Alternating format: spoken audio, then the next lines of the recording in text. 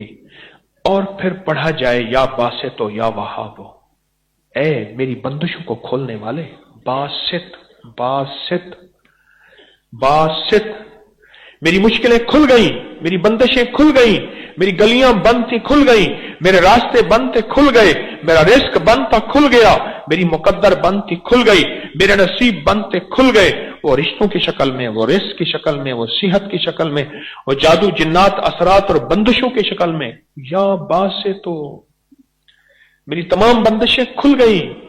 اور مولا اب کھل گئی ہیں، تو بندے پھر مانگتا کیا ہے؟ کہتے اللہ اب یا وہاب دے، اب وہاب دے۔ کیا؟ غیبی خزانے، غیبی رزق، غیبی نظام، سارے برکتوں کے، دولتوں کے، عزتوں کے، وقار کے، شان و شوکت کے، اب مولا وہ عطا فرما، یا باسے تو یا وہاب۔ اللہ اکبر۔ ایک تسبیح زندگی میں، دن میں،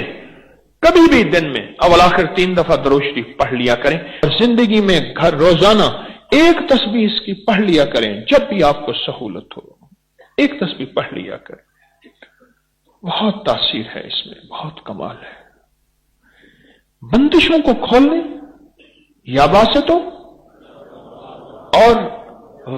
غیبی نظام اپنے قریب لانے، بس وہ غیبی نظام، وہ رزق کی شکل میں، صحت کی شکل میں، رحمت کی شکل میں، عافیت کی شکل میں، عطا، کسی بھی غیبی نظام کو اپنے قریب لانے کے لیے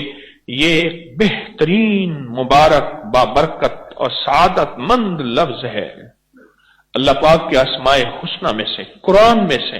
یہ لفظ ہے، یا وہابو، یہ برکت، یہ رحمت، یہ سکون، یہ چین، یہ خیریں، یہ عافیتیں